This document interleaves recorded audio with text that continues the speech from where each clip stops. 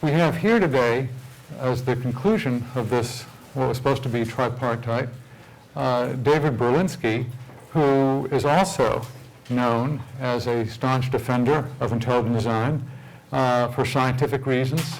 David, as you'll hear, is a wonderful, or you'll have to take my word for it right now. If you read his books, you'd see he's a wonderful mathematician and also able to tell stories about why things happen and why things have developed that way.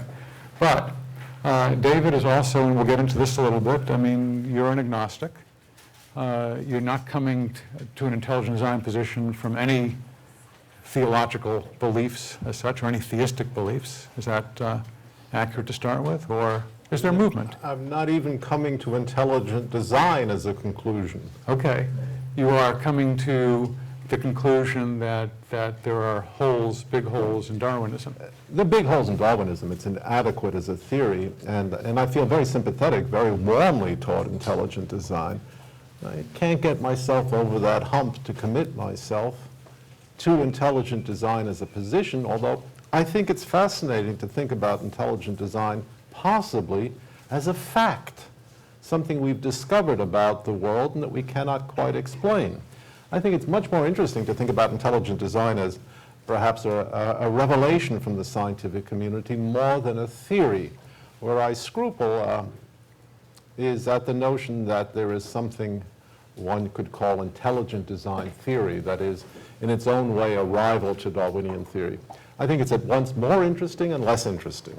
It's more interesting that it might be a remarkable fact, less interesting in that it is not worked out.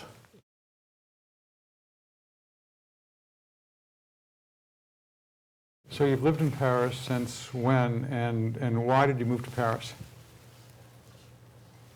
I've lived in Paris now, I think, for about 10 years, and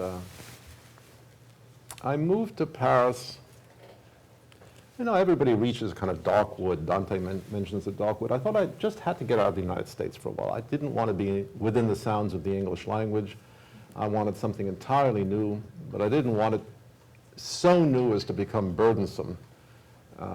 So I thought Paris would be a terrific, after all, my parents had lived in Paris for 10 years, and I can't say that gave me roots in French life, but it gave me a nodding familiarity with French life. And I very much wanted to master French. I really had a great desire to master French.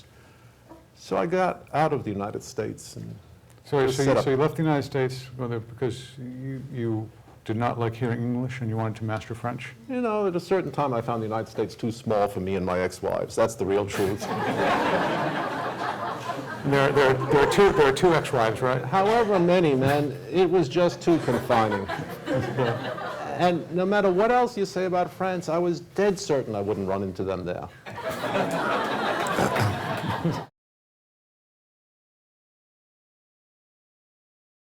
More significant issue with respect to Darwin is that if you dissent from Darwin in any kind of way, the suspicion immediately arises that you're going to be handling snakes next. And the hostility toward the American evangelical community, in particular, the larger Christian community in general, the Jewish community plays virtually no role in this. But the hostility is very palpable, and it's a very strong force. And it is kind of an emblematic badge among people who think of themselves sophisticated to draw this kind of iron curtain between themselves and any form of serious religious commitment.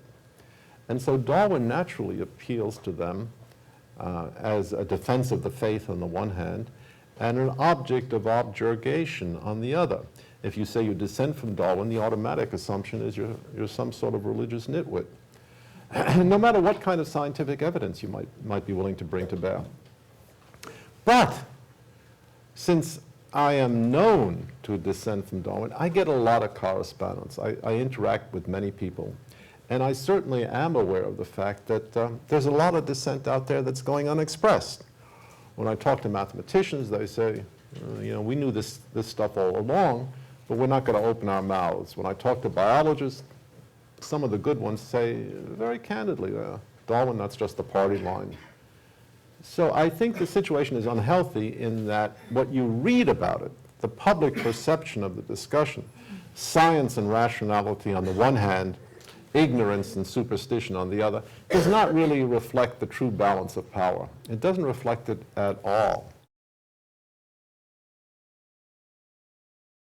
It's entirely possible that at its deepest level, biology will remain a mystery to us. It's certainly a mystery to us now. We understand so very little about biological creatures. But we have no assurances that somehow the answer is out there in terms of a better theory. I don't have a better theory. And I don't know that it makes sense, given our knowledge, given our understanding, given our wisdom, given our particular kind of experience with physical theories. After all of science is a matter of physical theories. That's all we have. We've never tried to, beyond Darwin, to develop any kind of theory in biology of the same richness.